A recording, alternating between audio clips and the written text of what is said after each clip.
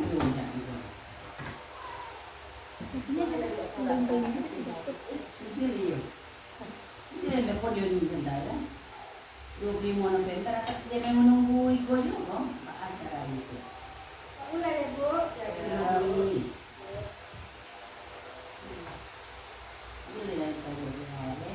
Assalamualaikum warahmatullahi wabarakatuh. Waalaikumsalam warahmatullahi wabarakatuh.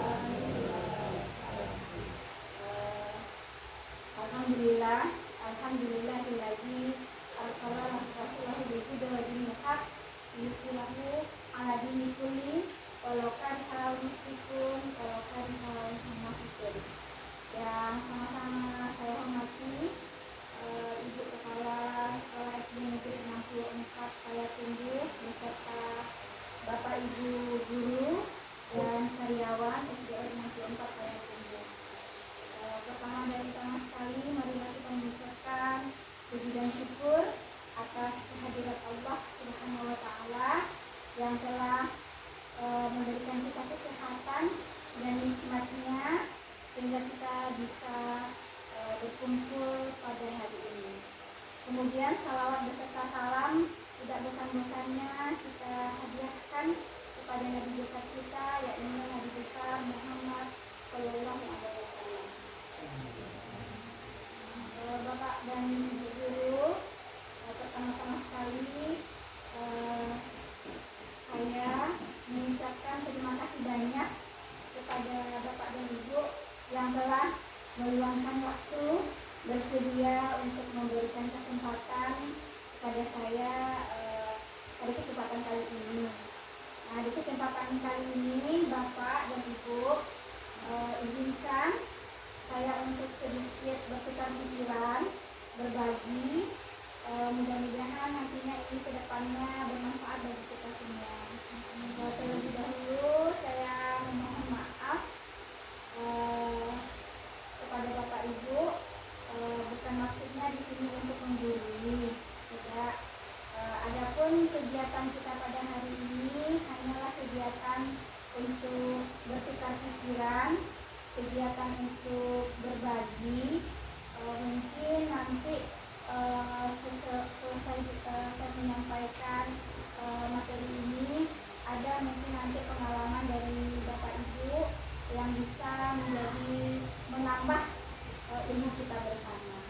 Nah, jadi saya mohon maaf kepada Bapak Ibu, saya akan berdiri di sini dan selama lebih kurang 90 menit ke depan kita akan bersama melakukan acara berbagi ini.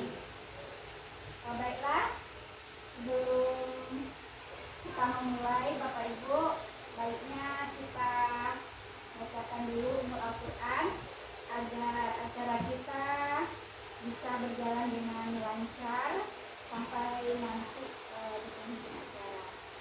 Al-Fatihah kita bacakan bersama-sama. Al-Fatihah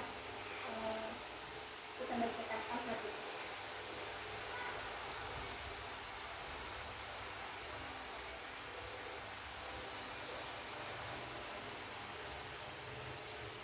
Amin ya rabbal alamin.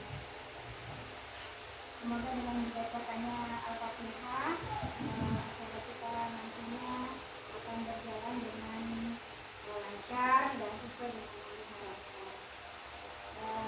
Baiklah, Bapak Ibu guru, untuk menghindari ketegangan kita, sepertinya kita semua serius ya.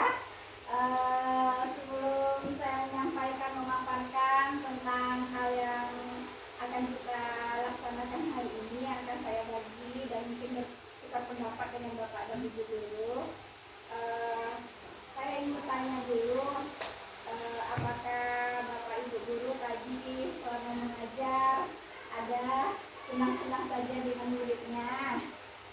Bagaimana Bapak Ibu, apa ada yang mau bertukar cerita? Apakah di kelas tadi ada kejadian menarik atau apa? Nah, itu belum keluar ya inspirasinya. Baiklah, nanti mungkin Bapak Ibu akan ada terpikirkan atau mungkin pengalamannya berhubungan dengan siswa kita. Jadi hal yang mau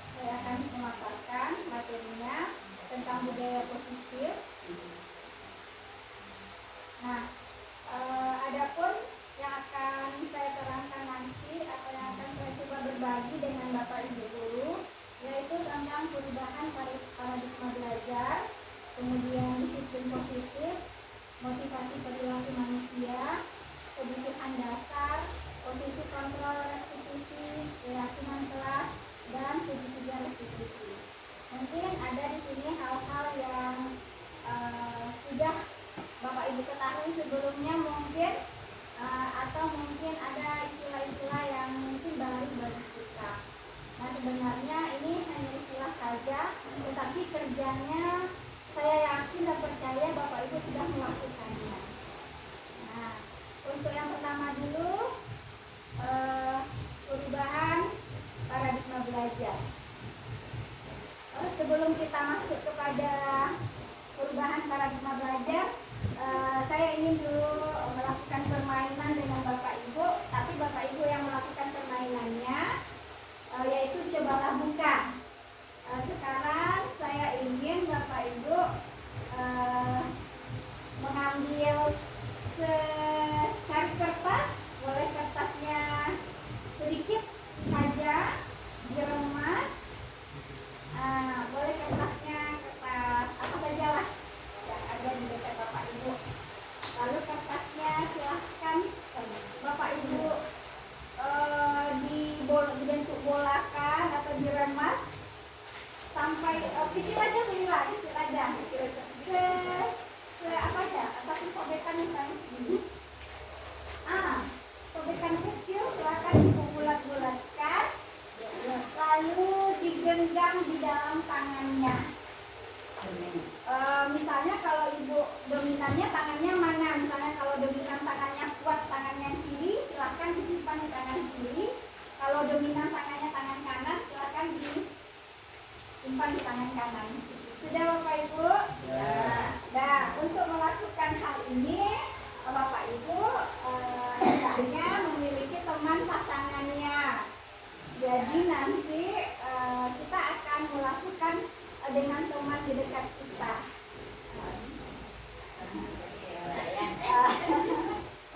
Kalau apa dengan yang di belakang nanti juga bisa. Coba. Nah, sudah digenggam Bapak Ibu? Ya. Nah, sekarang coba diletakkan di atas paha Bapak Ibu. Yang satu lagi kan tidak menggenggam, ini tidak usah digenggam juga. Jadi sekarang coba Bapak Ibu sejenak pejamkan mata, pejamkan matanya. Silakan Bapak Ibu mengingat atau memikirkan satu hal, bisakah itu benda atau mungkin hal yang lain yang paling berharga di dalam hidup Bapak Ibu. Apa hal atau suatu benda yang paling berharga yang Bapak Ibu miliki? Sudah Bapak Ibu? Sudah ketemu barang atau halnya? Kalau sudah, silakan Bapak Ibu buka matanya, tiup tangannya tadi, hembuskan, maka pikiran Bapak Ibu tadi yang memikirkan benda atau hal yang sangat berharga bagi Bapak Ibu itu sudah masuk ke dalam genggaman Bapak Ibu, yaitu dalam berupa kertas tadi. Dia sekarang tidak berupa lagi kertas, dia sekarang sudah menjadi hal yang paling berharga bagi Bapak Ibu. Tentunya pasti Bapak Ibu memiliki hal yang berharga berbeda-beda. Nah, sekarang silakan Bapak Ibu dengan teman di sebelahnya bergantian, boleh siapa yang duluan, bergantian. Bapak Ibu berusaha membuka telapak atau genggaman tangan teman Bapak Ibu sendiri. Caranya boleh dengan cara apa saja, boleh dilayu, dibujuk, diiming-imingi, silakan Bapak Ibu coba. Diiming-imingi mau kasih duit atau mau kasih apa, makanan, atau Bapak Ibu juga boleh marah, soalnya dimarahi temannya supaya buka. Bisa dengan membentak juga boleh, mengancam juga boleh, dipaksa boleh, dengan paksaan juga boleh. Bapak Ibu buka. Kita melihat. Dengan tangan ini boleh? Boleh. Oh, berarti kalau tadi kan Ibu menggenggam ya, kalau Ibu mau membuka punya teman Ibu, berarti Ibu Saya pindahkan. pindahkan tangannya dulu. Nah, nanti giliran lagi. Kita mau buktikan apakah Bapak Ibu mampu membuka genggaman hal berharga dari teman Ibu tadi. Kita bereksperimen.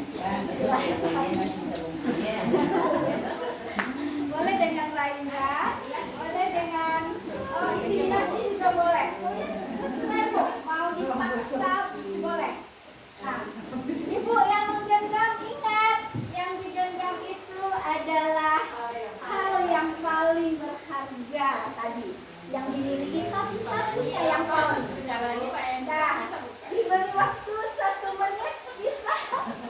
Aduh, kalau nggak bisa, bisa. Layarnya bisa. Jangan salah paham. Dirayu boleh. Dirayu, kasih Rayu Pani. pakai album BTS misalnya Pani. Pani besok balikan S1 ya. Nah, kalau tidak, berarti kalau tidak bisa atau bagaimana? Bisa. Kita pasti punya hal yang berbeda. Sekarang kebalikannya, silakan Ibu membuka genggaman tangan Ibu lagi. Nah, tadi bagaimana Ibu diperlakukan, dibujuk-bujuk. Nah, sekarang Ibu lagi yang bujuk-bujuk. Nah, Mau bantu. kakak buka. Enggak kan? Berarti Pani Mana dia? bisa Bu. Baiklah. Sekarang silakan dilepas lagi Bu. Nah, berarti kembalikan hal yang berharga tadi ke diri masing-masing. Nah, sekarang saya mau tanya Bu, boleh Bu? Tadi yang kokoh sekali ya, kokoh sekali erat ya. Boleh tahu Bu Ila? Bu Eki, boleh tahu Bu apa hal berharga yang tak mau diambil oleh Bu Ila tadi? Anak. Wah, iya. Itu tentunya hal yang paling berharga ya Bu ya. Kalau Bu Sofi, tadi Bu Sofi atau Bu Ila yang berhasil membuka?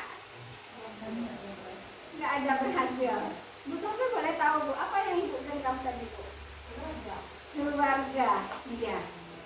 Nah, jadi yang tadi itu kita lakukan Bapak Ibu itu adalah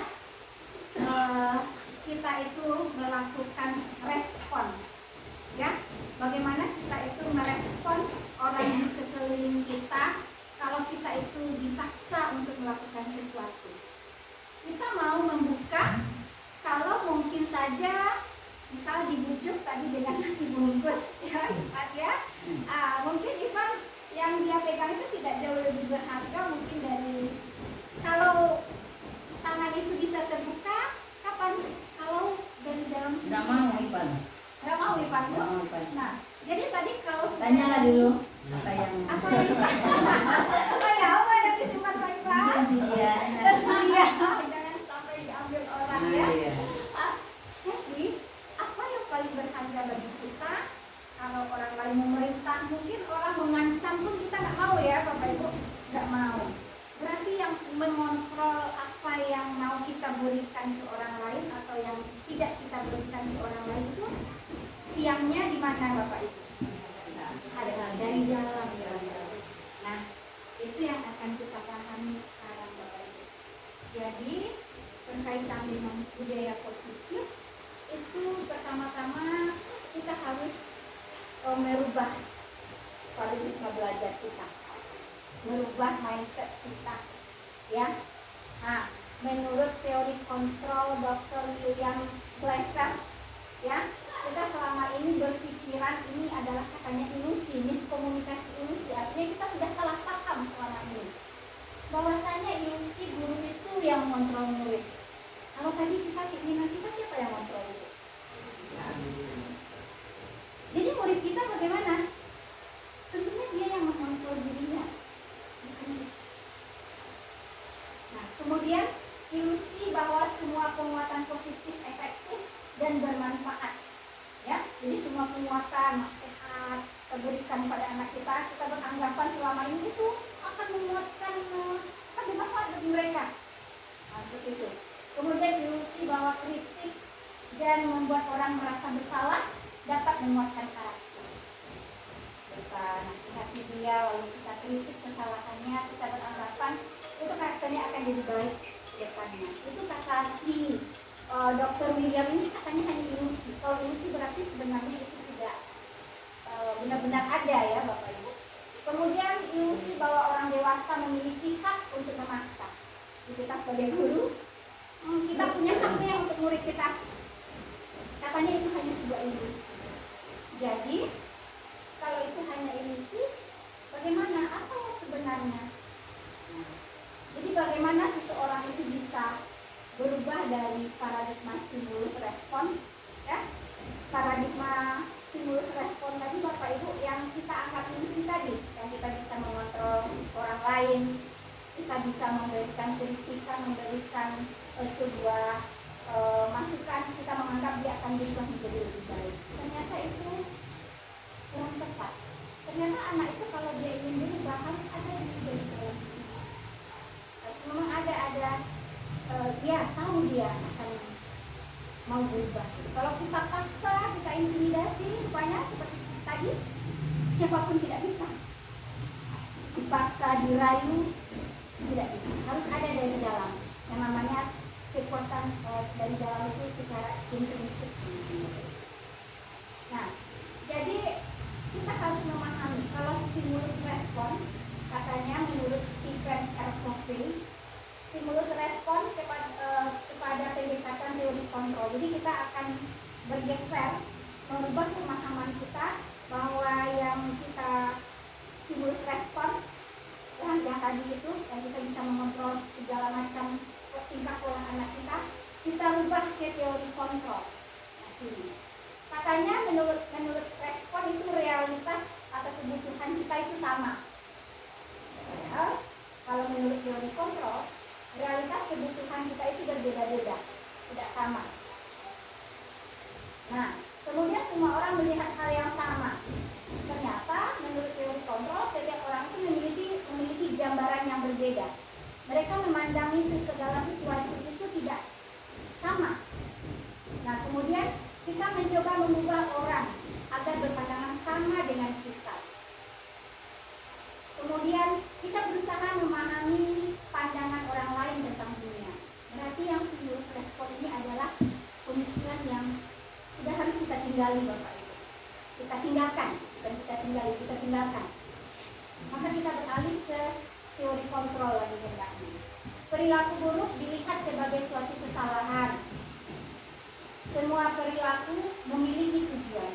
Ternyata kita ini sering kelirunya nih. Semualah mungkinnya Bapak Ibu, termasuk saya sendiri pun setelah mempelajari modul ini di dalam kegiatan berpenggerak banyak rasanya ternyata yang saya yakini dulu itu ternyata sudah benar, sudah betul, ternyata banyak sekali kesalahan. Melihat perilaku anak kita itu sebagai suatu kesalahan, bukannya mereka melakukan semua itu ada tujuannya, ada alasannya. Kemudian orang lain bisa mengontrol saya. Jadi kita memikir orang lain bisa mengontrol saya, berarti saya bisa mengontrol orang lain. Ternyata tidak. Hanya ada Anda sendiri yang bisa mengontrol diri Anda. Kita sendiri. Jadi anak itu bagaimanapun kita bicara, mereka kalau tidak ada di dalam hatinya, mereka tidak akan berubah. Kemudian saya bisa mengontrol orang lain. Sudah tadi pemaksaan ada pada saat bujukan gagal. Pemaksaan ada pada saat bujukan gagal. Jadi kita tadi ibu nggak mau dibujuk boleh nasi bungkus, nggak mau akhirnya satu-satu ya dipaksa. Ternyata itu adalah respon stimulus sebagai identitas gagal. Yang benarnya adalah melakukan kolaborasi dan konsensus menciptakan pilihan-pilihan baru. Artinya kita bekerja sama, kita hanya bisa memberikan pilihan-pilihan. Jadi anak itu kalau dia salah kita tidak boleh memaksanya gitu. Kalau menurut si Stephen Covey, jadi kita berikan dia pilihan-pilihan. Dia memilih yang mana? Tentunya kita berikan pilihan yang sesuai dengan nilai-nilai kebajikan. Kemudian model berpikir menang kalah kalau stimulus. Kalau kita berhasil mengontrol orang, berarti kita merasa yes, saya berhasil, saya menang. Ada perasaan gitu. Tapi kalau teori kontrol itu berpikirnya menang-menang, tidak ada yang kalah. Semua semuanya menang. Habis itu menurut Stephen Covey itu perubahan paradigma pembelajaran. Nah, kemudian yang kedua disiplin positif. Nah, di sini materi kita, kenapa kita membahas ini, kenapa disiplin positif. Pertama dulu kita harus tahu dulu kata disiplin. Kalau selama ini kita berpikiran disiplin itu kan identik dengan apa Bapak Ibu? Disiplin, taat ya, patuh, kepatuhan ya Bu, patuh, taat. Nah, kata KHG di sini disiplin itu sudah ini dihubungkan dengan hukuman katanya. Padahal itu sungguh berbeda. Karena belajar tentang disiplin positif tidak harus dengan memberi hukuman. Justru itu adalah salah satu alternatif terakhir dan bila perlu tidak digunakan sama sekali. Nah, kemudian disiplin yang dimaksud adalah disiplin diri. Ini kata KHD, mengajar Dewantara. Terus sekarang kita pembelajaran merdeka, kita lebih digerakkan, digencarkan untuk menggunakan pemikiran filosofi Bapak pendidikan kita Bapak Ibu, yaitu Bapak Ki Hajar Dewantara. Menurut beliau, pendidikan itu harus memerdekakan murid. Makanya kita kurikulum merdeka. Artinya apa? Kita itu belajar harus berpusat pada murid yang diutamakan. Kemudian kita yang harus memahami bagaimana potensi yang ada pada murid kita.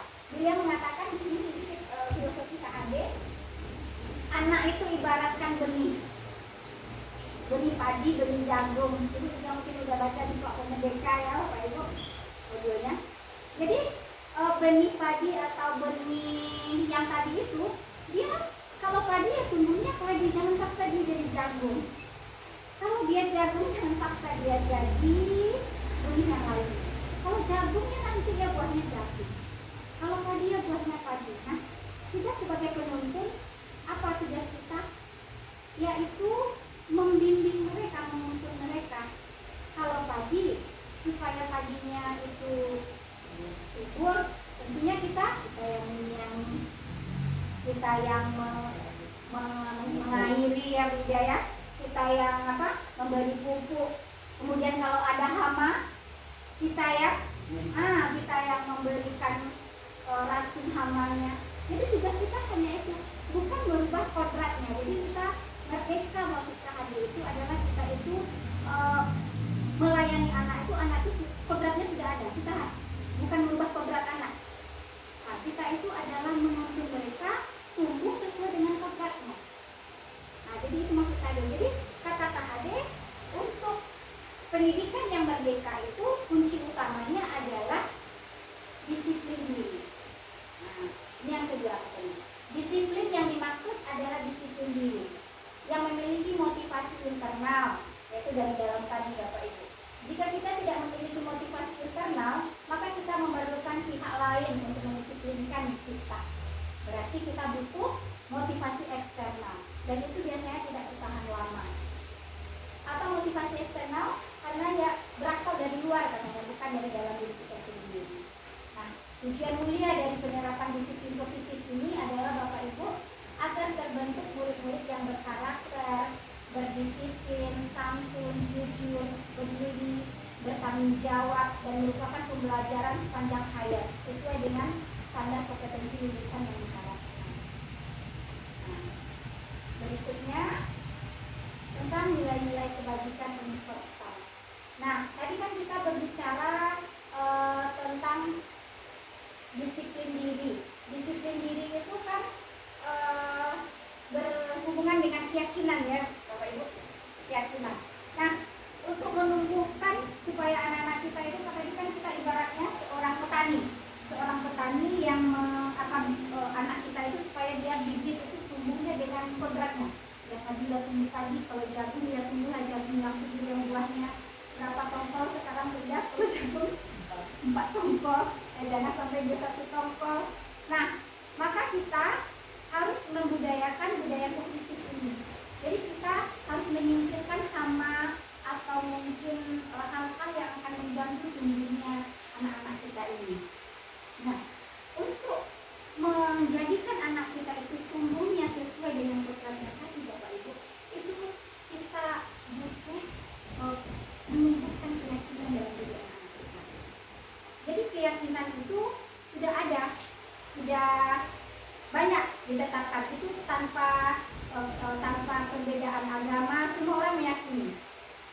contohnya Pak Ipan tadi pergi sholat, kenapa pakai helm Pak? Kenapa? Karena takut helm di rumah ada helm. Terus kenapa Pak Ipan mau pakai helm itu karena takut ditilang atau keamanan. keamanan.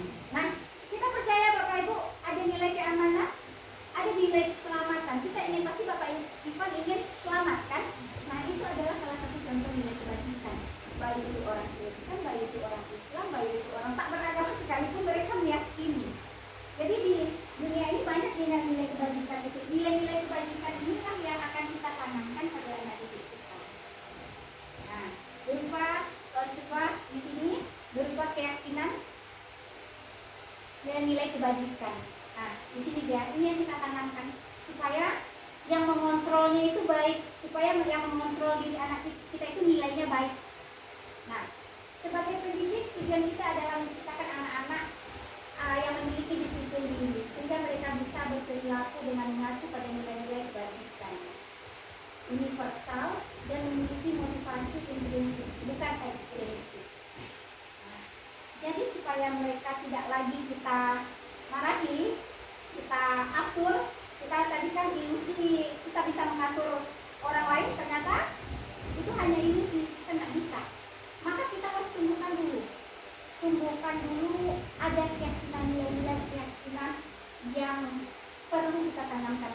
Nah, ini kalau kita pakai ini kita bisa selamat. Nah, kalau kita cuci tangan sebelum makan supaya apa? Nah, supaya kita itu terhindar dari penyakit, supaya bersih. Itu kan tentang kesehatan ya Bapak Ibu. Itu nilai dipercayai oleh siapapun tanpa batas apapun. Semua umat itu pasti percaya kesehatan, keselamatan, keamanan. Nah, kita dalam pendidikan Indonesia, nilai-nilai yang akan kita tanamkan itu adalah nilai-nilai yang tergantung pada profil pelajar Pancasila. Nah, ada nanti nilai-nilainya. Kalau Ibu mungkin belum ada sosialisasi kurikulum merdeka atau di kelompok mereka kan Ibu sudah ya, ada beriman bertakwa kepada Tuhan Yang Maha Esa dan berakhlak mulia. Kemudian ada nilainya kebinekaan global, mandiri, kreatif, apalagi Bu Fani, kritis ya, bernalar kritis, sebagai macamnya itu yang nilai itu yang akan kita tanamkan kepada siswa kita.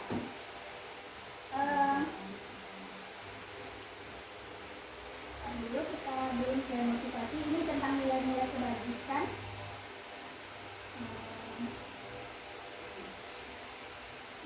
Kebajikan bisa kita lihat ada banyak nilai kebajikan.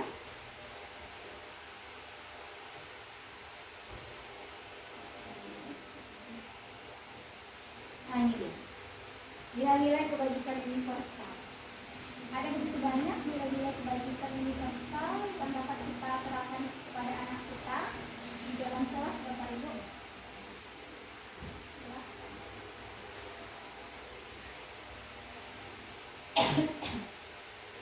Nah, ini dia. Yang pertama itu adalah nilai-nilai kebajikan menurut profil pelajar Pancasila. Ini yang tadi. Beriman bertakwa kepada Tuhan Yang Maha Esa dan berakhlak mulia. Mandiri, bernalar kritis, berkebinekaan global, bergotong royong, kreatif. Kemudian menurut ini sebuah badan IDO, Primary Years Program PYP.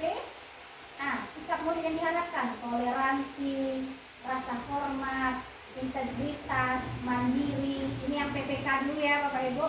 Menghargai, antusias, empati, keingin-tahuan, kreatif. Banyak lagi. Ini menurut 9 pilar karakter. Menurut Indonesia Heritage Foundation. Cinta Tuhan dan segenap ciptaannya, kemandirian, tanggung jawab, hormat, santun, dermawan, suka menolong, percaya diri. Begitu banyak pandangan-pandangan sebuah menetapkan nilai-nilai kebajikan ini Bapak Ibu. Ini nilai kebajikan tentang keterampilan hidup, dapat dipercaya, lurus hati, pendengaran yang aktif, tidak merendahkan orang lain. Nah, kemudian petunjuk hidup, peduli, penalaran, bekerja sama, keberanian, dan banyak lainnya. Nah, itu nilai-nilai contoh-contoh nilai-nilai kebajikan yang telah ada. Jadi nilai-nilai itu yang akan kita tanamkan kepada siswa kita. Baik Bu, kita lanjut tentang motivasi. Nah, tadi kan ceritanya kita ingin menanamkan. Kalau menanamkan itu kita butuh motivasi. Motivasi perilaku manusia. Menurut Dian Gosen dalam bukunya Restructuring School Disiplin, itu bacanya itu Pani, menyatakan ada 3 motivasi perilaku manusia. Tadi kan kita mengatakan ketika kita bermain cobalah buka, kita ingin membuka ketika kita ada keinginan dari dalam. Nah, keinginan dari dalam itu bagaimana? Apa alasannya? Ada berbagai macam alasan. Yang pertama, untuk menghindari ketidaknyamanan dan hukuman. Berarti dia itu melakukan sesuatu hanya karena dia tidak ingin mendapat hukuman atau merasa menghindari ketidaknyamanan dengan orang lain. Itu berarti motivasi dari mana Bapak Ibu? Dalam atau luar? Luar ya, ekstrinsik. Berarti kita pakai Bapak Ibu? Tidak. Berarti tidak boleh dipakai. Kemudian yang kedua, untuk mendapatkan imbalan atau penghargaan. Nah, nanti kita akan ada penghargaan itu bisa jadi menjadi sebuah hukuman. Penghargaan dari hukuman. Jadi penghargaan itu katanya bisa menjadi hukuman jika penghargaan itu menjadi tujuan akhir seseorang. Contohnya, penghargaan itu hanya bersifat jangka pendek. Jangka pendek ketika orang mau berbuat baik jikalau ada hadiah.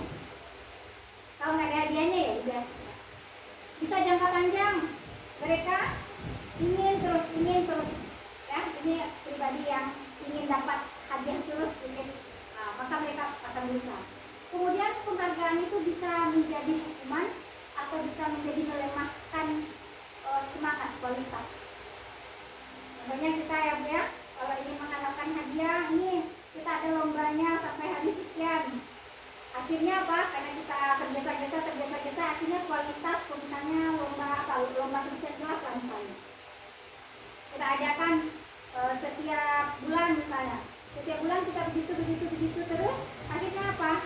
Ada jenuhnya, ada lelahnya ya Bapak Ibu. Akhirnya apa? Kualitasnya ya sudahlah itu. Jadi berkurang jadinya. Melemahkan semangat, menurunkan kualitas.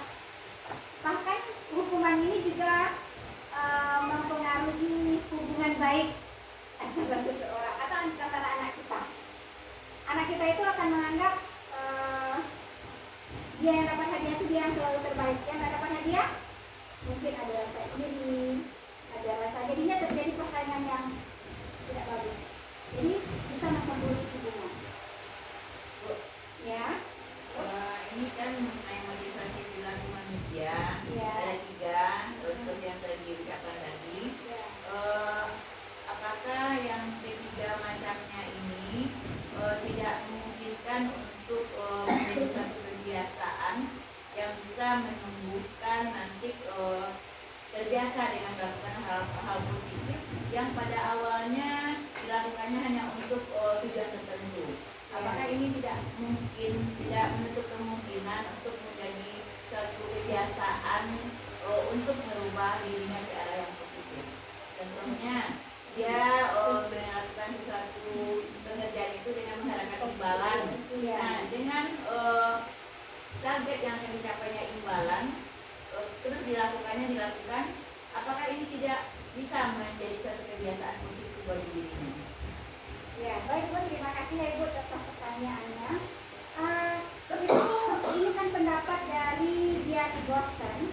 Mereka mengatakan kalau yang terbaik itu yang harusnya pendapatnya yang ketiga, yaitu motivasi untuk menjadi orang yang mereka inginkan dan menghargai diri sendiri dengan nilai-nilai yang mereka percayai. Nah, ini kan berdasarkan penelitian dari mereka, tentunya mereka juga selalu melakukan riset ya Ibu ya, selama beberapa baru mereka mengeluarkan pendapat ini atau pemikiran ini gitu. Jadi menurut mereka seseorang itu melakukan sesuatu kegiatan yang benar hanya karena ingin mendapatkan hadiah, biasanya menurut penelitian mereka itu tidak akan bertahan lama. Nanti ada beberapa pemikiran tentang hadiah adalah hukuman. Ini pendapat ahlinya ya, Bu ya. Jadi kita coba memahami, mencerna begitu. Tentunya mereka bikin buku ini tentu ada riset atau apa begitu banyak. Jadi lahirlah pemikiran yang seperti ini.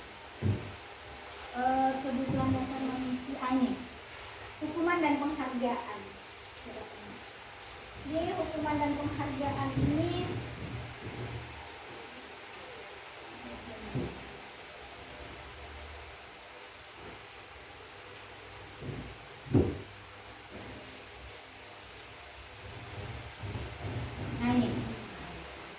menurut ini Alif Kohn, Punis by Reward, katanya wawancara ASCD Annual Conference, pokoknya ada sudah konferensi di luar negeri ya, mungkin dari tahun 95, mengemukakan baik penghargaan maupun hukuman adalah cara-cara mengontrol perilaku seseorang yang menghancurkan potensi. Itu menurut mereka setelah mereka melakukan penelitiannya, Bapak Ibu, katanya mengontrol perilaku seseorang untuk menghancurkan potensi untuk pembelajaran. Yang sesungguhnya menurut Kohn, secara ideal tindakan belajar itu sendiri adalah penghargaan yang sesungguhnya. Jadi hadiah, terkadang anak kita itu fokusnya hadiahnya dulu. Soalnya ini siapa yang dapat dikasih 5.000 ya, udah. Jadi anak tuh konsentrasinya 5.000-nya. Jadi dengan apapun keberhasilannya itu, apakah dia curang atau apa. Jadi tidak ada pembelajarannya di sana. Mungkin seperti itu, Ibu. Jadi katanya di sini pengaruhnya jangka panjang dan jangka pendek. Penghargaan efektif jika kita menginginkan seseorang melakukan sesuatu yang kita inginkan dalam jangka waktu pendek. Jadi maksudnya memang hadiah ini boleh, tapi jangka waktunya jangan terlalu lama. Misalnya sesuai dengan sesuai dengan situasi dan kondisi. Memang untuk memotivasinya. Misalnya saat pembelajaran, sekarang kita pembelajaran A misalnya. Nanti siapa yang berhasil apa kita kasih pin. Nah, itu boleh Bapak Ibu. Nah, tapi ada contoh di sini, nanti contoh misalnya anak SD, anak kelas 2, mereka itu malas antri. Ini ada studi kasus ini tadi disuruh kami menjawabkan. Dia malas mengantri. Jadi solusi ibunya karena capek ya, terus teriak-teriak nggak bisa ngantri untuk masuk kelas. Siapa yang bisa berbaris antri, ibu kasih hadiah kupu-kupu. Ini mereka dapat stiker kupu-kupu.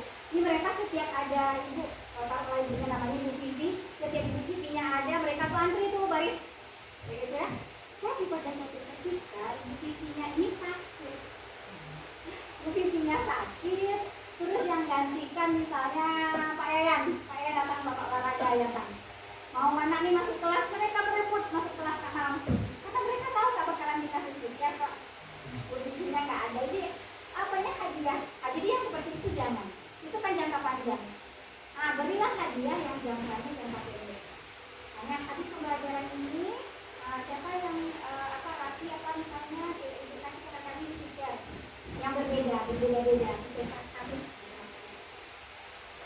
Kemudian katanya ini ada penghargaan untuk merusak hubungan seperti yang tadi, ada yang tinggi segala macam. Kemudian penghargaan itu mengurangi ketepatan. Ini ada riset 1, riset 2-nya. Kemudian dalam sebuah percobaan, sekelompok anak laki-laki berusia 9 tahun diminta untuk melihat gambar-gambar wajah yang ditampilkan di layar. Dan mereka harus memberitahukan jika wajah-wajah tersebut sama atau berbeda, gambar-gambar tersebut hampir sama. Beberapa dari mereka diberi penghargaan dalam bentuk uang. Pada saat mereka memberikan jawaban benar, sementara sebagian yang lain tidak. Hasil dari riset ini katanya anak laki-laki yang dibayar membuat lebih banyak kesalahan. Jadi penghargaan penghargaan bisa menurunkan kualitas, penghargaan bisa mematikan kreativitas, kemudian penghargaan juga bisa menghukum karena mereka ingin lagi hadiahnya. Kemudian motivasi dari dalam diri, ini yang sangat-sangat diharapkan. Ada motivasi, ada keinginan dari dalam diri. Nah, itu dari pendapat penjelasan dari pendapat dari Jan Gosen gitu. Berarti motivasi yang akan kita tumbuhkan kepada anak-anak kita itu adalah motivasi yang ketiga, Bu. Untuk menjadi orang yang mereka inginkan dan menghargai diri sendiri dengan nilai-nilai yang mereka percaya. Nilai-nilainya yang kita tanamkan pada nilai-nilai kebaikan tadi. Baik, Bapak Ibu, kita lanjut. Nah, ini. Setiap perilaku anak kita itu ternyata mereka memiliki alasan. Alasannya ini karena setiap kita tidak hanya anak-anak, kita pun begitu, Bapak Ibu. Kita memiliki 5 kebutuhan dasar. Kebutuhan yang pertama adalah bertahan hidup. Seperti kita butuh makan, butuh minum. Nah, kemudian butuh akan kasih sayang, butuh akan kebebasan, kesenangan, penguasaan. Nah, di sini kita bisa menentukan ada gamesnya. Kita bisa menentukan si anak ini dia butuh apa. Dia sebenarnya butuh kebutuhan dasar. Nih, kebutuhan dasar manusia. Nah, silakan Ibu coba menjawab. Ini ada beberapa 5 kebutuhan, ada dikasih kasus.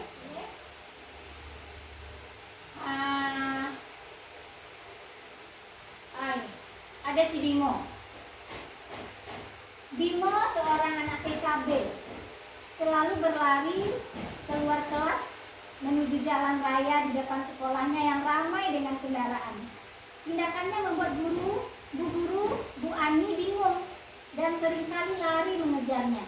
Ada beberapa kemungkinan jawaban yang diberikan Bimo. Tadi kita ingat ada 5 ya, Bu. Bertahan hidup, kasih sayang, kebebasan, kesenangan, atau penguasaan. Kita akan mencoba memahami kebutuhan anak itu melalui pertanyaan-pertanyaan ini. Aku senang main kejar-kejaran dengan ibu. Seru katanya.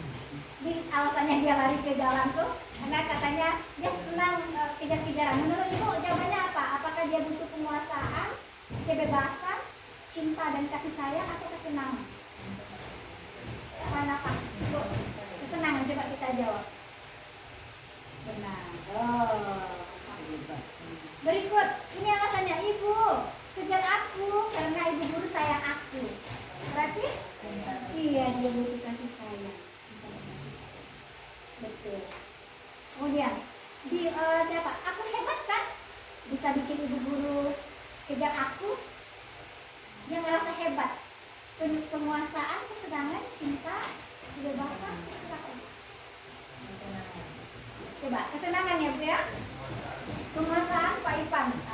Ya ada 2. Coba kita klik kesenangan dulu. Salah. Betul Pak Ipan. Rupanya dia penguasaan, dia ngerasa dia ingin diakui. Penguasaan itu sebenarnya dia ingin diakui. Aku bisa loh Bu. Dia ingin diakui. Aku bosan belajar mewarnai terus dalam kelas. Berarti si Bimonya bosan, berarti kebebasan. Jadi kita salah satu tadi ya. Nilai kita jadinya 3. Baik Bu, ini lagi Bu. Dinda seorang anak kelas 3 SD. Begitu tiba di rumah sepulang dari sekolah menangis dan mengadu kepada ibunya bahwa dia benci pada Bu Rani. Ada anak-anak kita ini dia benci lagi sekali lihat kita. Berarti ada kebutuhannya yang tidak kita berikan Bapak Ibu. Ini berdasarkan jawabannya. Ibu guru bilang, aku tidak boleh bersenandung sewaktu mengerjakan tugas. Ada kita lakukan ini Bapak Ibu. Anak yang nyanyi kita larang. Katanya kelas harus tenang, tidak ada suara. Kan nggak seru jadinya. Berarti dia butuh apa Bapak Ibu? Kebebasan. Kebebasan. Rupanya dia butuh kesenangan. Jadi anak-anak itu dia penyanyi itu sebenarnya bergenang-genang itu pengen senang. Ini kita ajak ice breaking dulu lah. Apa ya Pak ya? Ini kita genang-genang udah ngajak genang-genang. Berarti dia kurang kesenangan. Berarti pelajaran kita kurang menyenangkan. Ya. Cuma masalahnya Iya, Bu. dalam situasi itu kan anak itu beragam. Iya. Jadi yang dikhawatirkan dengan anak yang kalau dia ingin Iya. mendapat kesenangan yang Senangnya, ya. banyak, Mhm. berarti temannya yang lain yang tidak sama dengan kesenangan dia Mhm. akan terasa terganggu. Iya, berarti Bu, kalau kita bukan membenarkan dia bersenang dulu. Kita ajak dia melakukan ice breaking. Nah, ayo kayaknya sudah tegang ya saraf kita. Ayo kita berdiri dulu semua. Ajak dia dulu sebentar agak 1 menit aja Bu. Iya. Baju coba berdiri, coba kita nyanyi. Saya juga udah mulai pukul dulu ya Bu. Esel, jangan begendang juga kan tadi udah gendang, Esel udah gendang, Leo udah gendang, Aduh udah gendang semua nih. Ayo kita berdiri, pokoknya diajak. Nyanyi kuda lutut kaki, latih konsentrasi. Mau pegang yang ibu bilang ya.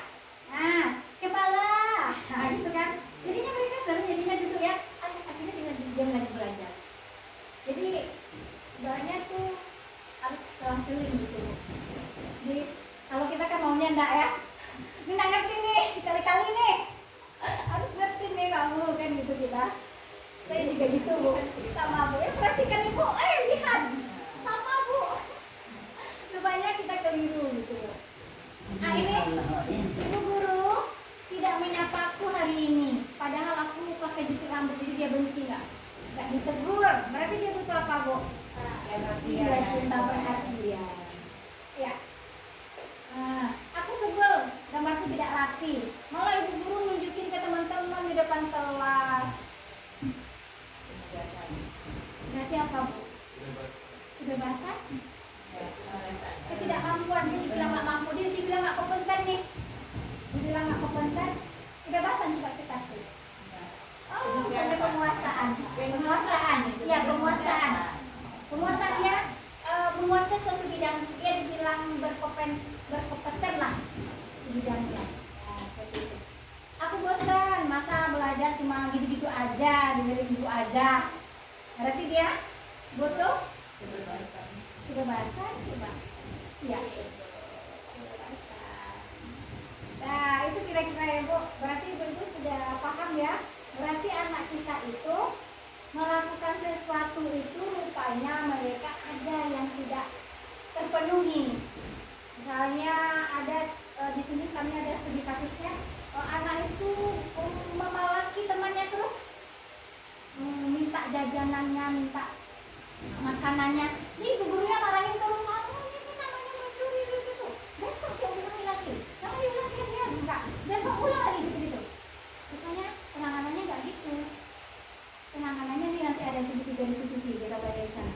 Ini kita tahu dulu, cari tahu dulu. Alasannya apa? Rupanya nih anaknya ibunya nggak masak, dia nggak makan, dia uang jajan nggak dikasih. Nah, jadi segala tindakan anak itu rupanya ada alasannya. Berarti ada di antara 5 kebutuhan dasar itu yang tidak terpenuhi atau kita tidak memenuhinya gitu. Nah ini ya banyak ya kerja kita sebagai guru. Aduh harus sampai detail begitu. Nah kemudian posisi kontrol. Nih posisi kontrol kita. Jadi katanya penghukum, pembuat rasa bersalah sebagai teman, pemantau, manajer. Ada 5 posisi kontrol kita di kelas Bapak Ibu. Atau mungkin di rumah dengan anak-anak kita. Yang 2, penghukum, pembuat rasa bersalah, itu dikatakan sebagai identitas gagal. Kenapa? Karena hukuman itu sifatnya sementara. Kalau hukuman itu, kalau kita sebagai penghukum, karena nanti tidak bisa saya tayangkan, ya Bapak Ibu kan ada waktunya dia datang. Kalau kita sebagai penghukum itu ciri-cirinya itu seperti saya makan merasa waktu belajar ini dulu saya banget nih, suara selalu tinggi, nada tinggi, membentak. Hukuman itu nggak nyambung, dia nggak bikin PR disuruh piket, nyambung kan? Itu hukuman. Iya saya kamu, saya kita berpikiran itu efektif kan? Ternyata kira-kira gimana? Besok dia bikin PR ada atau tidak? Ada bikin PR Bu? Mungkin ada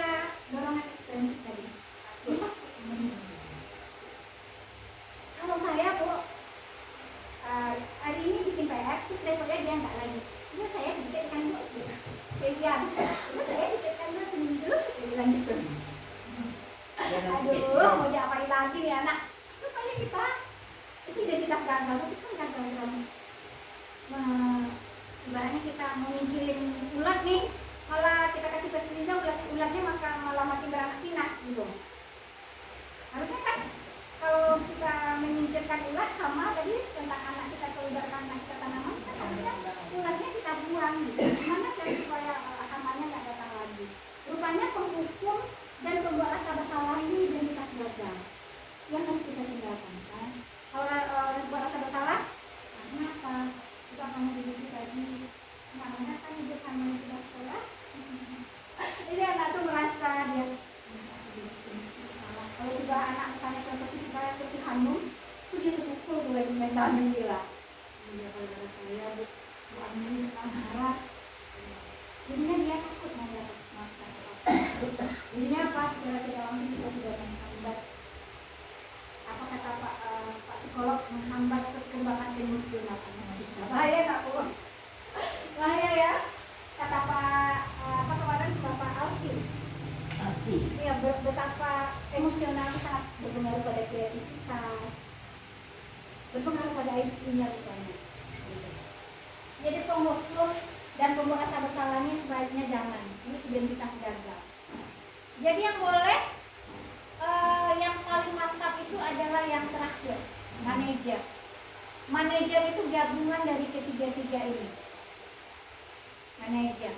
Di manajer ini nanti ada nampak dalam tindakan segitiga restitusi.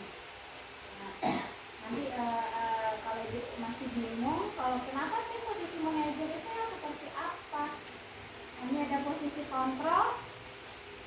Nih ada 5 posisi kontrol yang harus kita lakukan sebagai guru. Jadi kita mengontrol itu, ini penghukum nih. Penghukum itu nadanya tinggi, bahasa tubuh mata melompat, itu saya sekali tuh bu. Kemudian jari menunjuk-nunjuk, menghardik, aduh. Terlambat lagi ya, pasti terlambat lagi nih. Selalu datang terlambat. Nah, ini jadinya coba pungut sampah. Apa hubungannya sampah sama terlambat begitu? Dia anaknya ngerasa nggak terima. Hasilnya anak kita itu seperti ini bu. Mungkin murid marah dan mendendam. Jadinya mendendam kawat gitu kan. Mendendam, kemudian bersifat agresif. Ya kan ada kasus ya kan, kalau misalnya nggak pas kita masuk dia bisa berkata-kata ke kita. Ya kan bu? Itu karena tadi, karena kitanya yang salah. Jadi lagi-lagi kitanya yang salah. Kemudian murid tersebut akan mencoret-coret bukunya, ini nggak suka nih gitu, melepaskan emosinya. Kemudian lebih buruk lagi, sepulang sekolah murid terlihat melihat motor atau mobil atau bapak ibu guru nih dikempesin. Jadi seperti itu hasilnya. Kalau kita selalu menggunakan posisi sebagai penghukum. Kalau pembuat rasa bersalah ini, dia itu nadanya memelas, memohon, sedih, bahasa tubuh itu merapat pada anak. Ibu ini loh, nanti ibu dimarahi, gitu kan? Membujuknya, kemudian hasilnya murid akan merasa bersalah telah mengecewakan ibu dan bapak gurunya. Murid akan merasa menjadi orang yang gagal dan tidak sanggup membahagiakan orang lain. Berarti dia krisis percaya diri dia. Nah ini sebagai teman ini boleh dipakai tapi kadang-kadang dia sikon bapak ibu. Jangan selalu teman, kalau selalu teman juga susah. Ini murid akan merasa senang dan akrab dengan gurunya. Ini kan juga penting. Nah kita lihat yang manajer. Kenapa manajer ini? Nih, posisi terakhir manajer adalah posisi yang dimana guru berbuat sesuatu bersama dengan murid, mempersilahkan murid mempertanggungjawabkan perilakunya, mendukung murid agar dapat menemukan solusi atas permasalahannya sendiri. Seorang manajer lebih memiliki keterampilan di posisi teman maupun pemantau, dan dengan demikian bisa jadi sewaktu-waktu tertentu dia kembali ke posisi yang sebelumnya. Jadi saat manajer ini tergantung per kasus dan tergantung tipikal anak gitu. Ini anak ini bisa nih kita pakai pemantau. Kalau pemantau ini kita gini bu, ini suaranya sedang, tidak tinggi, selalu mengingatkan akan konsekuensi.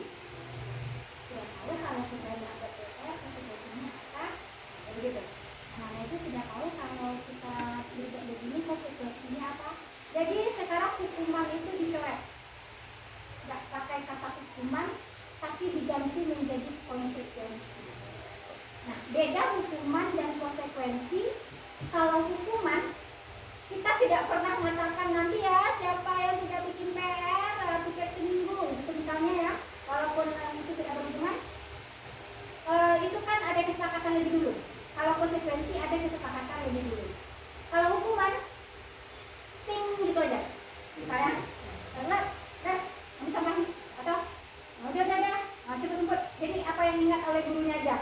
Atau, kamu lagi ya telat ya, lari ke lapangan. Berarti seandainya yang seperti kemarin sudah tidak terapkan, anak tidak buat PR, ya, tapi sudah disepakati, konsekuensi.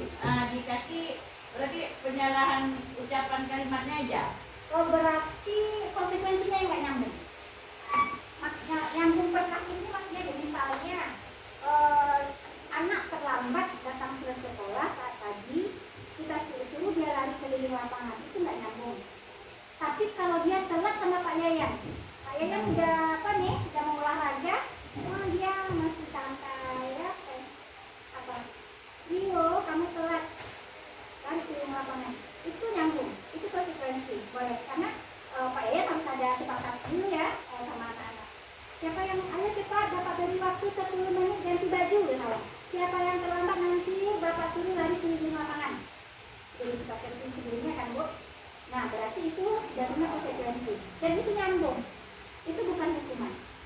Yang hukuman itu dia tidak ada kesepakatan sebelumnya. Dia diberikan serta-merta karena guru emosi aja.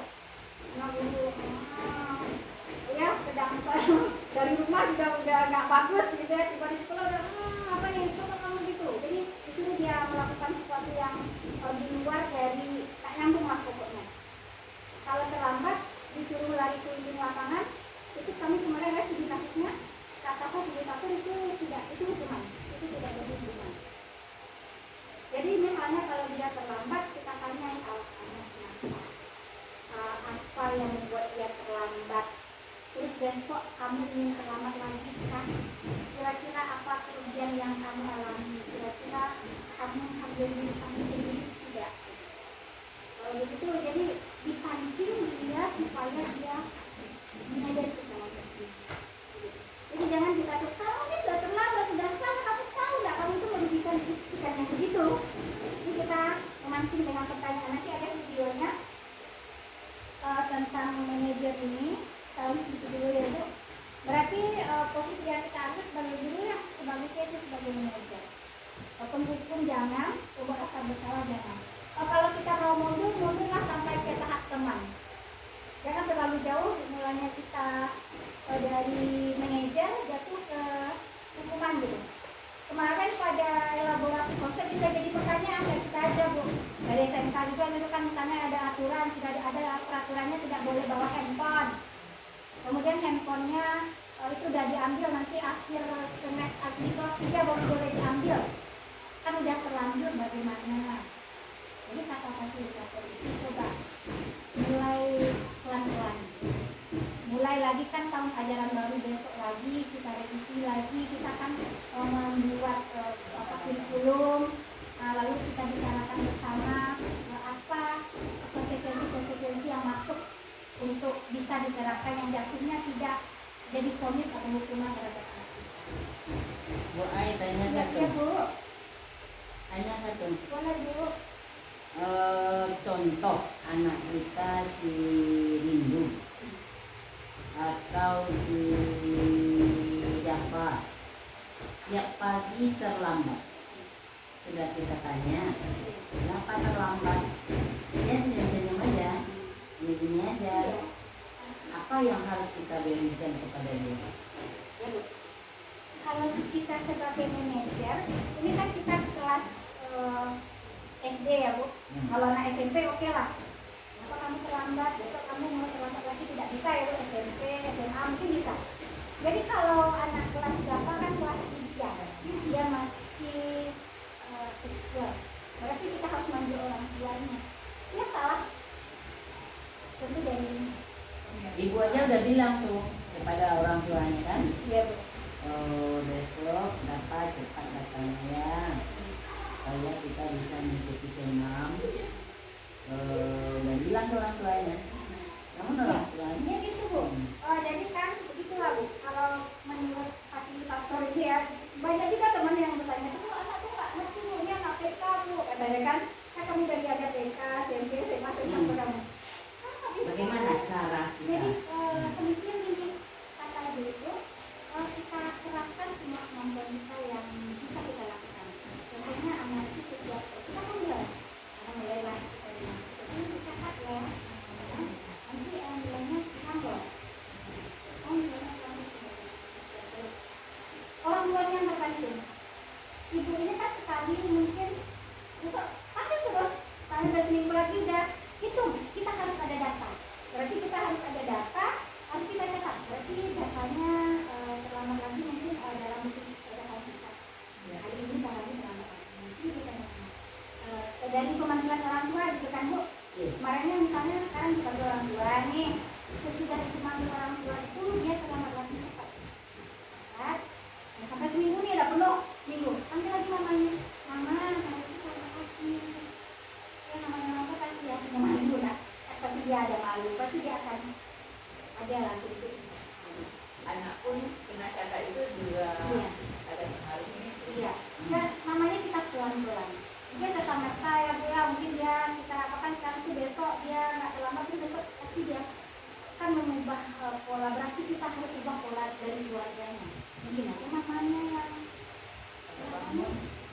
mungkin aja mamanya kan kita punya kebiasaan berbeda-beda. Ada yang lambat, kan apa?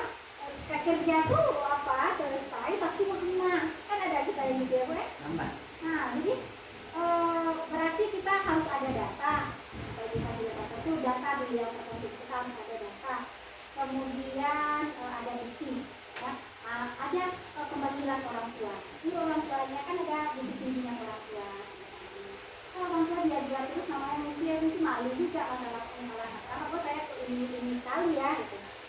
Sebenarnya kita hanya bertugas untuk mengetuk apa namanya motivasi internal dari anak itu muncul. Jadi kita tidak boleh memaksakan, gitu. Jangan kita itu yang tinggi, kita dari bawah mengajak mereka, persuasif, mengajak gitu selain. Jadi kalau data kita sudah cukup, kalau tenaga kita sudah kerahkan, pasti ada sedikit karena ada. Kalau tidak di kelas 3, mungkin nanti di kelas 4. Mungkin kan anaknya Kalau halangannya yang sekaligus itu kan juga ya. Keyakinan kelas, nah itu tadi. Jadi langkah pertama kita untuk menumbuhkan nilai unit kebajikan tadi ya Bu. Kita mulai di kelas kita itu membentuk keyakinan kelas. Kenapa harus keyakinan kelas? Kenapa tidak peraturan kelas? Nah ini alasannya. Karena nilai-nilai kebajikan menekankan pada keyakinan.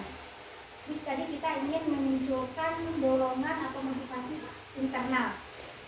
Anak itu akan melakukan kalau mereka sendiri yakin. Kalau mereka nggak yakin, mereka nggak percaya, itu suatu hal yang sia-sia. Nah, maka kita harus buat dulu di kelas keyakinan kelas seseorang sehingga akan lebih memotivasi seseorang dari dalam dirinya.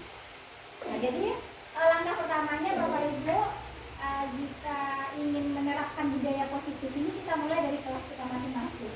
Ini saya juga mencoba untuk merubah diri saya ya Bu, mulainya dari pemberi hukuman, ingin mencoba lah ke taraf teman dulu mungkin, pemantau dulu mungkin, pemantau ini yang pengingat konsekuensinya. Konsekuensinya apa? Gitu. Ini kalau konsekuensinya apa? Nah, itu pemantau. Kemudian mungkin bisa kita jadi manajer. Jadi perlahan-lahan. Jadi langkah awal kita itu adalah membuat dulu, menyepakati dulu. Kalau kita duduk di kelas, kesepakatan keyakinan kelas. Kalau di kurikulum Merdeka ini ada namanya kesepakatan kelas. Itu miliknya. Jadi keyakinan kelas itu kita susun, bukan kita harus menghargai sesama ya tidak. Kita ajak anak itu untuk anak itu yang kita pancing, anak yang menuliskan sendiri. Nah, jadi ada videonya. Ini bayangkan videonya membuat keyakinan kelas. Ya, kemarin dan kelas kita yang akan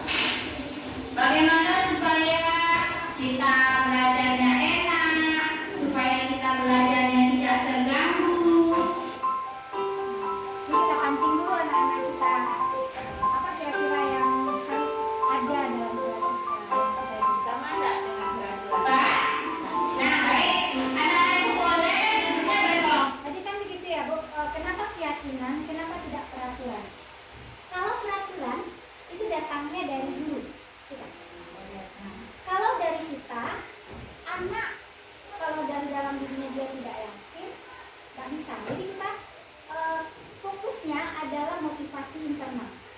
Jadi kita rangsang dulu, kita jelaskan dulu. Jadi anak yang mikir sendiri, oh ya, kalau begini kita butuhnya ini. Berarti kita harus, misalnya anak-anak kelas 4-nya, ya Bu, kalau bergendang itu kan ribut Bu. Ya kalau ribut, kita harusnya kalau belajar itu gimana? Tenang Bu, nyaman. Berarti kita itu harus bagaimana dalam belajar, kita pancing-pancing. Akhirnya mengarah pada kalimat keyakinan. Nah, nanti ada cara mengatur kalimat keyakinan juga ada Bu. Tapi waktu dia udah mepet mungkin nanti kita sambung lagi ya Bu ya. Ini contohnya aja.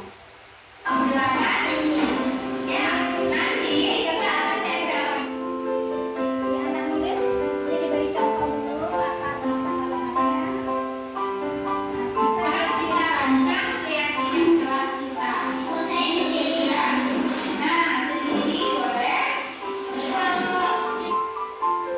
Jadi dia mau sendiri boleh berdua, mau berkelompok boleh. Jadi nanti anak ini yang nempel sendiri Bu ke depan. Dia tempel di dinding.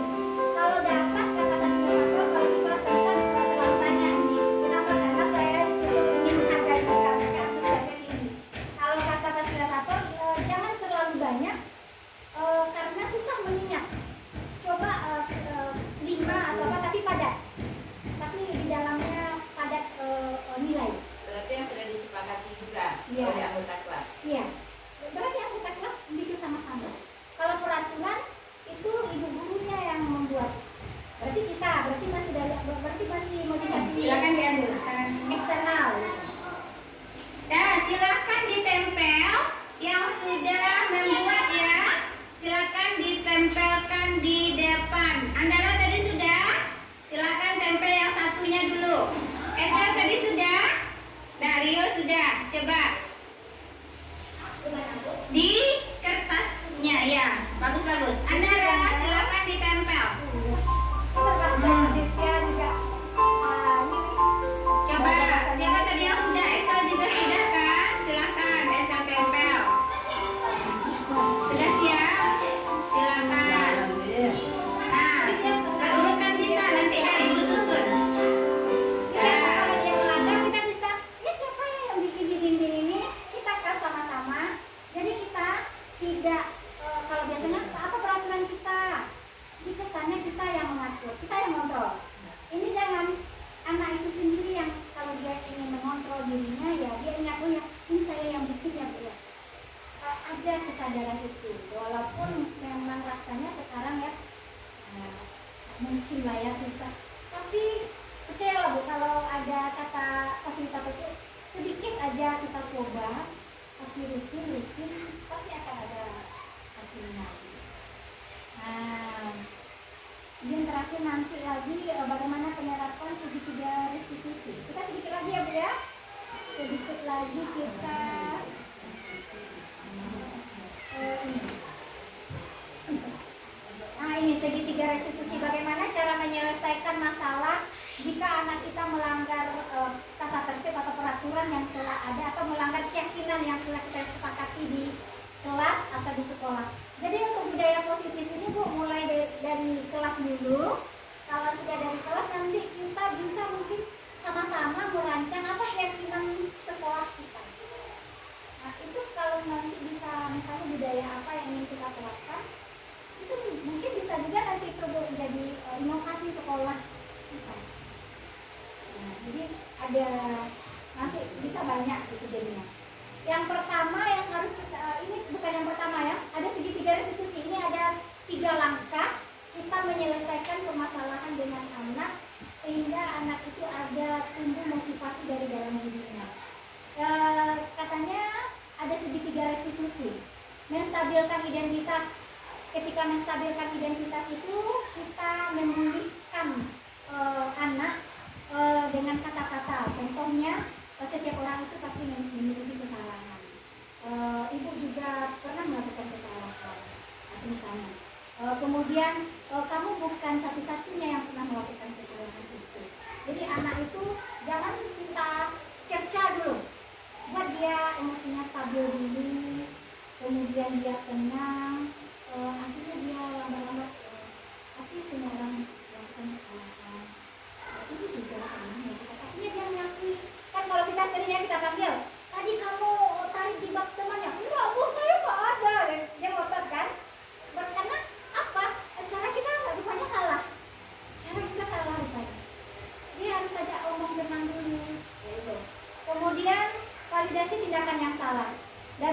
tindakan yang salah ini kita tanyakan apa alasannya. Dari alasan itu kita kasih tahu berarti ini kebutuhannya dia tidak perlu. Misalnya Esther suka ngejek Raisa nih, harusnya kita tanyakan kenapa.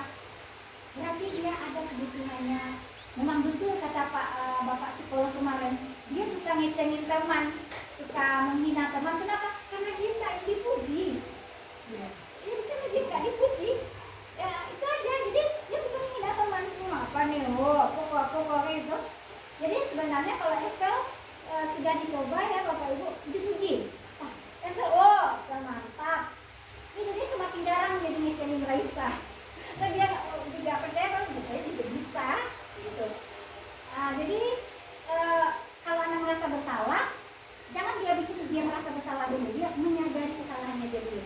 Kemudian setelah itu baru kita tanyakan, kamu pasti punya alasan melakukan itu apa? Kita dengar aja dulu. Mau itu alasannya salah, mau alasannya itu tidak tepat, harusnya tidak begitu. Lalu kita ajak mereka. Nah, cara mungkin kalau untuk jadi kamu mungkin akan ada cara yang lebih parah lagi akan dilakukannya enggak? Atau mungkin kamu akan melakukan hal yang lebih parah kan? Bagus, tadi kamu tidak melakukannya, berarti kamu sudah menangkan diri kamu. Jadi dia melihat ada identitas diri. Iya, saya berarti dan ada saya rasa betul. Kemudian baru kita menanyakan keyakinan. Nah, disinilah kita kasih dia Walaupun kita tadi begini, ada karena alasannya begini, memang dia merasa tidak begitu salah. Ketika kita tanyakan keyakinan kelas atau keyakinan sekolah, dia tuh pasti akan berpikir, oh ya berarti kalau saya begitu tadi saya sudah tidak menghargai teman saya.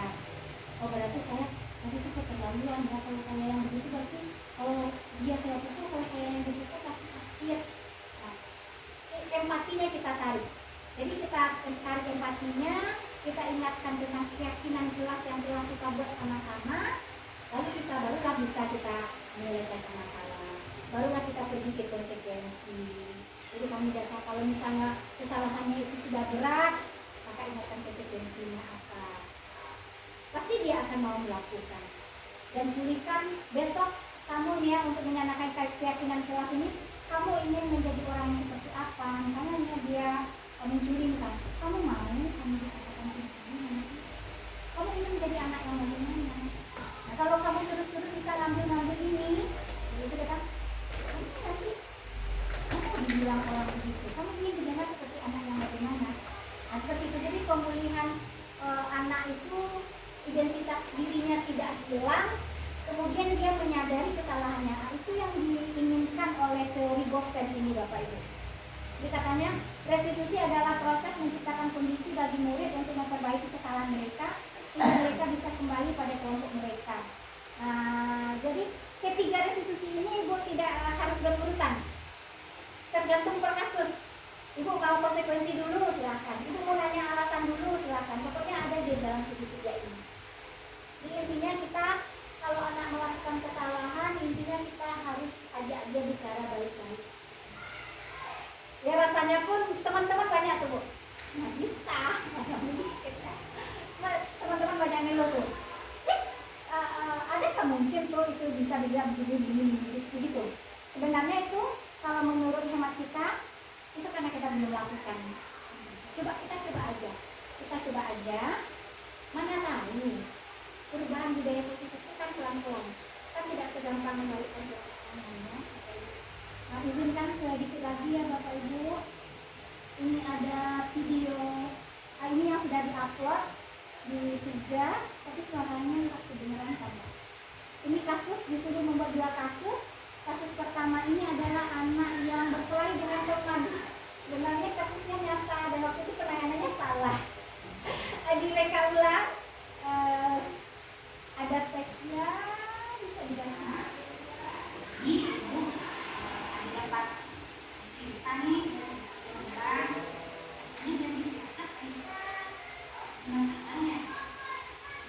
Oh ini ada teksnya.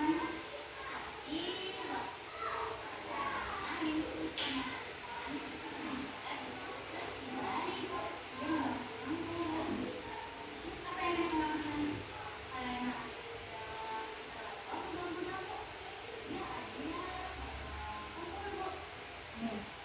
Kemudiannya dia main ya Bu, terus dia pukulin temannya sampai nangis. Ini real sih. Dan penanganannya waktu itu sangat-sangat luar biasa. Ternyata salah.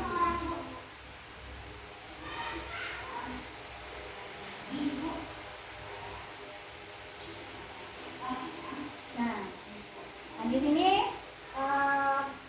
namanya apa tadi? Menstabilkan identitas anak. Jadi kita bisa mengatakan di sini, ibu tidak mencari siapa yang salah. Dia anak itu akan merasa aman emosinya. Jadi dia tidak merasa terpojok. Di sini ibu tidak mencari siapa yang salah. Berarti segitiga divisinya menstabilkan identitas anak.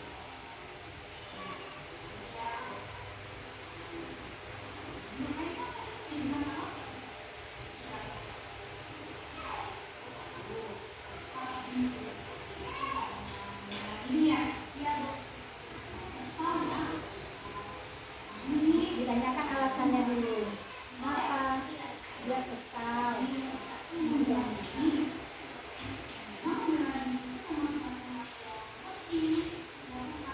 Jadi kita sebesar apapun kesalahan anak itu, ibu, kita harus pintar cari celah apa nih yang mau dipuji dari dia, tindakan responsif dia tadi.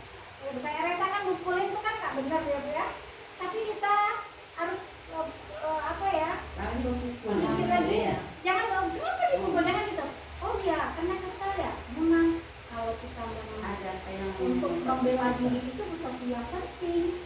Kan dia merasa, iya saya tadi itu bela diri kok. Jadi nanti dia intinya dia membuka diri.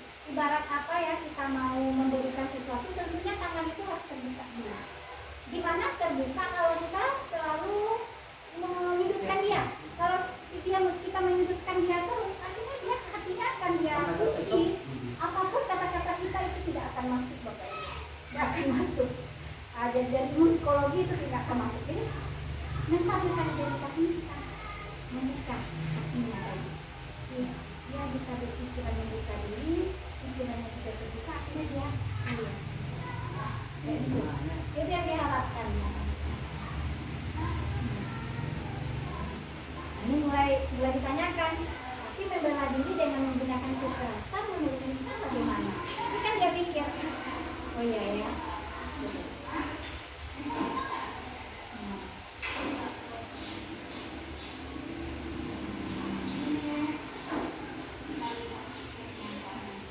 Baru diajak dia ke keyakinan kelas. Kalau ini yang menuntutnya Bapak Ibu. Ada yang tidak runtut, satu kasus lagi. Ini sebenarnya ada 3 kasus. Ini yang dicobakan tadi, yang mencoret-coret dinding. Ini diceritakan saja nih, suaranya juga kurang jelas. Ini kasusnya, skenarionya nih, Andara. Dia lagi asik coret-coret dinding. Dia kalau anak coret-coret dinding nggak boleh dimarahin, panggil. Ditanya, suka menggambar ya? Gitu. Dia suka. Bagus kalau suka menggambar. Terus gambarnya di mana? Oh di dinding. Terus di mana sekarang? Bagus nggak dindingnya? Aku pura-pura tanya aja. Bagus nggak dindingnya? Bagus. Jadi gimana dindingnya? Enak nggak dindingnya? Nah, kita pancing dia untuk menyadari kesalahan. Ya, jadi kita intinya komunikasi lah, gitu Bapak Ibu, komunikasi. Oke, jangan kita kalau ingin anak kita itu berubah, kalau menurut modul ini ya Bapak Ibu, kita itu harus membuat anak itu stabil dulu emosinya, identitasnya itu dulu kita pulihkan dulu. Sebenarnya yang harus jadi, kan kadang kita memang yang mengatur emosi itu memang susah sekali. Kalau kita udah lihat anak udah rasanya gimana gitu. Yang harus kita ingat adalah dia pasti ada kebutuhan yang tidak terpenuhi. Sebenarnya dia korban. Mungkin saja dia korban dari dirinya. Mungkin aja korban dari kita sendiri. Mungkin dia tadi mau apa ke depan terus kita sepelekan terus kita nggak apa gitu ya. Kita kan kadang nggak nyadar ya. Jadi pasti dia ada tujuannya. Pasti ada alasannya. Jadi budaya positif ini diharapkan ini yang diterapkan di sekolah kita.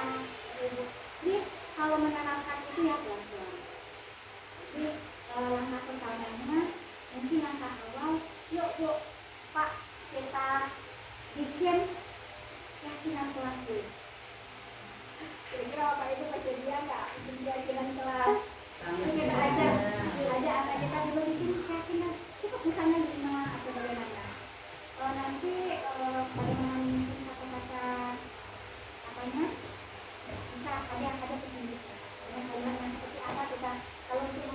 3, 4, 5 itu sudah bisa.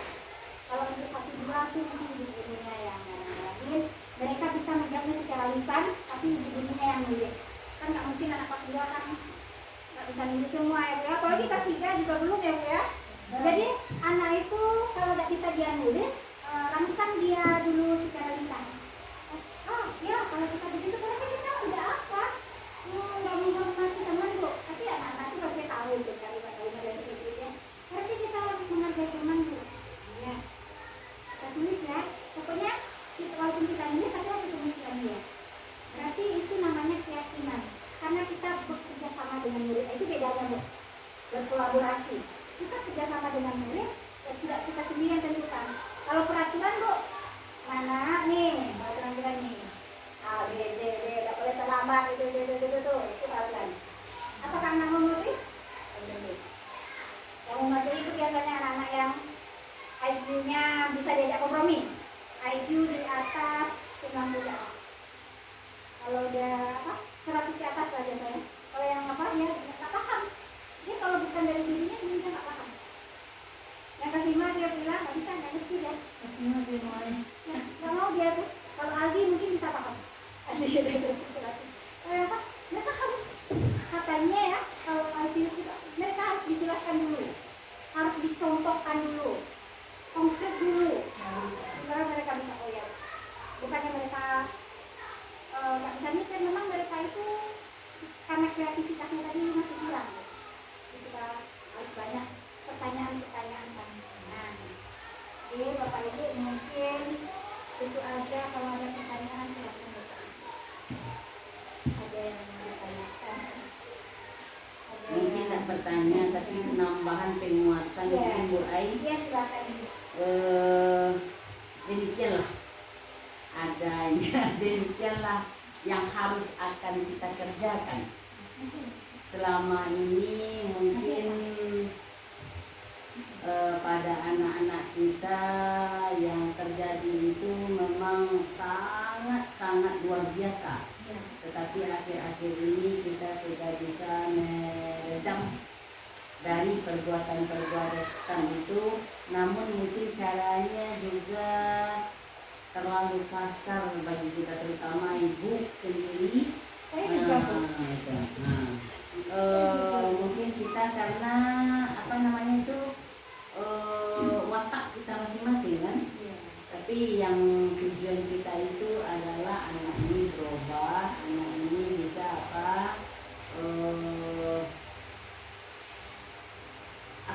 bisa mengenali dirinya, bisa tapi cara kita yang Cara kita yang kurang. cara kita yang kurang masuk, kurang sesuai dengan teori yang ada pada yang diberikan oleh pemikir-pemikir pendidikan.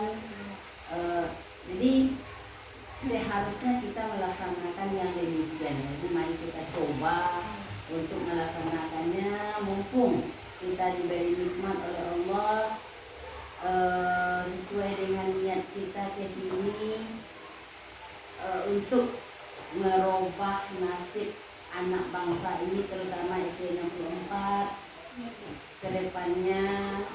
Jadi kita yang di sini ini mudah-mudahan terpanggil hatinya, mudah-mudahan kita diberi kekuatan oleh Allah untuk merubah walaupun murid kita sedikit.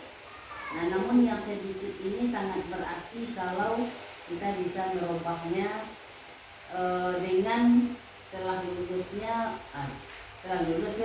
Belum Bu, Belum. masih calon Bu. telah lulus atau statusnya calon, namun ini membawa keberkahan bagi kita semua untuk kedepannya. Jadi ibu pun ditawarkan untuk pindah, rasanya ibu nak mau pindah untuk dituntaskan yang demikian ya. Walaupun ditawarkan ibu pindah, ibu rasanya ingin tuntaskan. Mengapa? Kalau rasanya ada suatu kepuasan di dalam diri kita kalau kita bisa merubah paradigma pendidikan menjadi ke arah yang baik. Jadi kami sebagai pimpinan di sekolah ini mudah-mudahan terketuk hati kita dengan adanya kita lulus sebagai CGP. Mudah-mudahan kita semua termasuk kami sendiri siap untuk merubah diri dengan cara-cara yang santun, dengan cara-cara yang sesuai dengan aturan dan mengajak, bukan untuk memarahi seperti apa yang telah kita lakukan. Jadi hari ini mungkin batas atau jurang pemisah antara yang kita lakukan yang salah dengan yang akan kita lakukan yang baik. Anak-anak di juga aku salah karena juga kan. Jadi mungkin anak itu melawan ke kita ya asalnya dari kita. Nah karena cara kita yang tidak tepat. Potong ibu lagi dari ibu tuh mah menopok mambil papan ibu balik sih kan. Lagi dari ibu potong. Ya kita ansur-ansur lah Bu. Itu bos saya juga Bu. Volumenya tuh awal-awal tuh Canario SL. Volumenya kencang terus tuh. Luar biasa yang telah berlalu, mudah-mudahan ke depan, tapi jauh sekali. Siapa yang lama di sini, Bu Epi, Bu Ida, Bu Sophie, itu tahu betul bagaimana perubahannya. Nah, mudah-mudahan ke depan dengan lulusnya, dengan tamatnya anak-anak kita sudah habis generasi-generasi yang keras-keras itu. Nah, mudah-mudahan ke depannya kita coba walaupun hasil psikolog itu kasih merata. Kami lihat WP tadi kan merata begini, iya. Seakan-akan kami merasa tidak yakin begitu kan? Mereka contek-contek kan Mia? Merata di bawah standar semuanya kan, tapi berasanya berbanding terbalik. Dia cuek saja. Pintar. Kira dia pintar. Kalau di sekolah, kalau di kelas Ibu tes juga. Pertanyaan misalnya kita pertanyaannya ini butuh pemahaman. Yang bisa jawab Aldi kalau enggak Ziyu. Ziyu sama Aldi. Iya. Tapi dia yang tertinggi poin apa? Kami dengan BP tadi melihat hasil psikolog itu. Boleh nggak tabagi? Itu bahasa kami kan.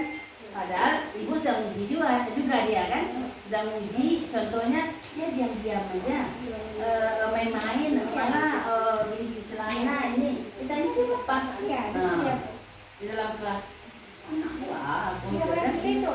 Ini bagian nanti itu kita kebutuhan anak tadi. Kemudian kita melayani mereka sesuai kebutuhan mereka. Berarti kalau kita sudah tahu mereka begitu, berarti nggak apa-apa bila nggak sering-sering bertemu Aldi. Yang penting dia nggak ganggu temannya lah. Tapi jauh. Kalau di kelas 3 jauh di wilayah, jauh. Dan kelas 2, dari kelas 2 mulai di kelas 3 dia mulai agak tenang. Tapi masih ada kan?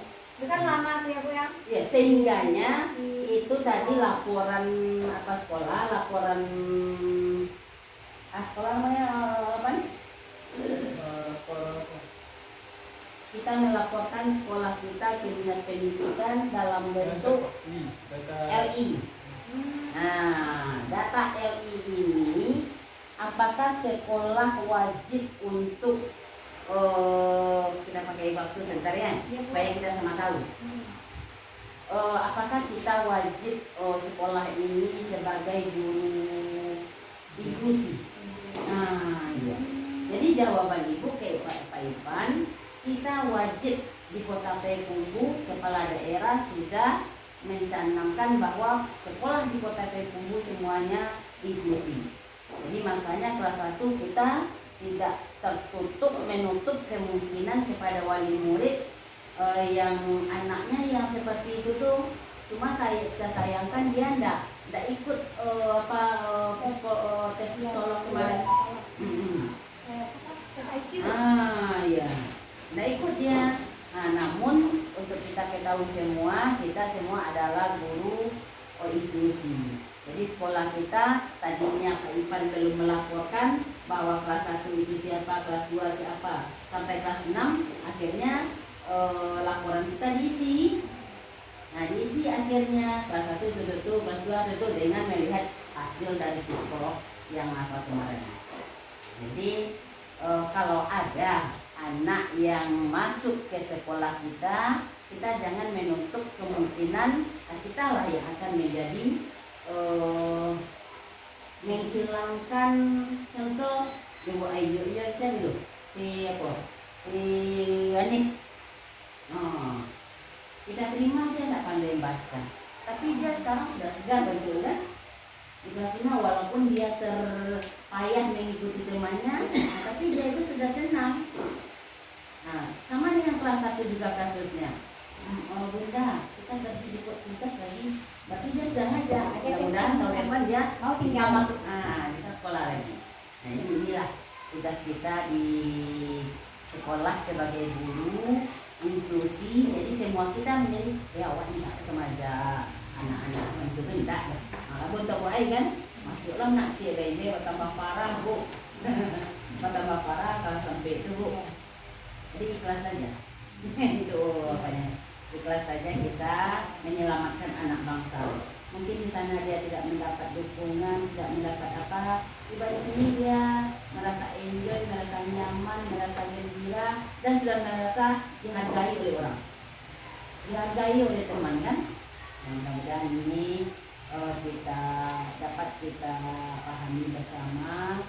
Mudah-mudahan kedepannya walaupun murid kita sedikit, mudah-mudahan Allah memberi kekuatan kepada kita dan memberikan rezeki juga kepada kita di pintu yang lain. Demikian aja. Ya, makasih Bu atas supportnya Bu, atas Sedikit Bu Ai. Ya Bu, silakan. Kami di sini sangat mengucapkan terima kasih sekali kepada Bu Ai yang sudah memberikan pencerahan kepada kita semua,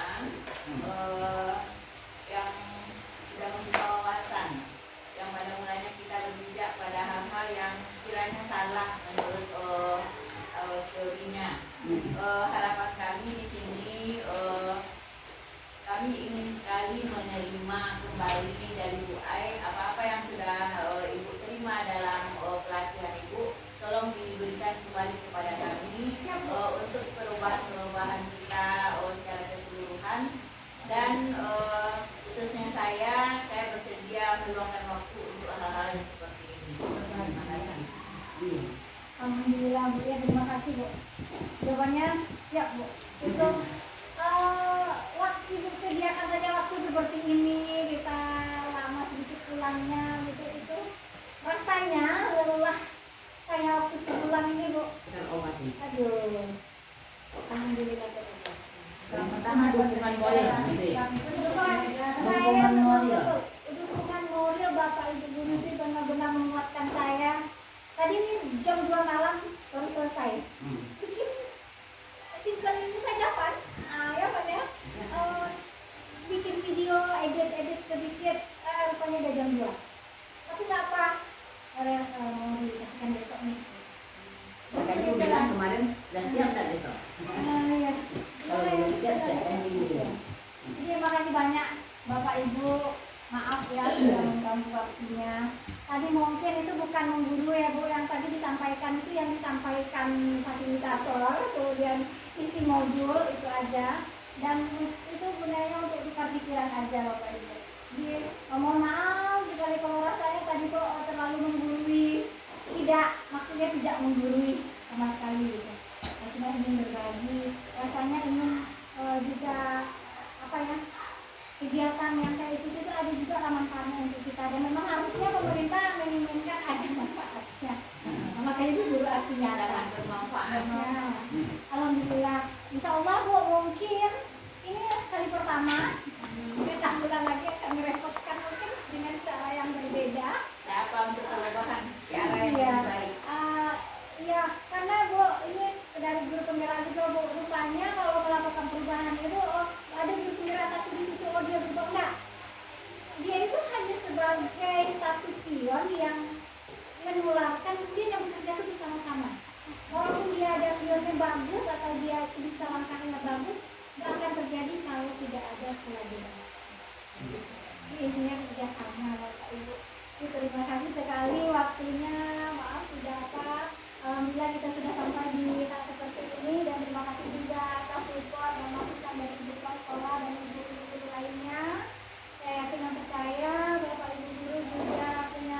cita-cita yang keinginan yang sama dengan saya, tentunya kita ingin memberikan layanan terbaik untuk masyarakat. Ya, yang namanya usaha, sedikit usaha pasti tidak akan ada di sini. Sedikit usaha satu tetesan air ya Bu Ida, terus batu itu bisa berlubang itu. Kita harapkan juga seperti itu. Nah, kita hari ini. Jadi diharapkan kepada yang lain ikuti jejak Bu Ai untuk ikut CGP. Amin. Karena Ya karena pemerintah tuh ingin semuanya iya, pemerintah akan intinya iya. semua aspek itu tersentuh. Bu Ai hebat. Amin. Ibu. Tersampaikan semua Doanya, isi Bu. modul dengan sempurna. Dapat kami sebagai anak Anda. Kita akhiri ya Bu dengan membaca Alhamdulillah.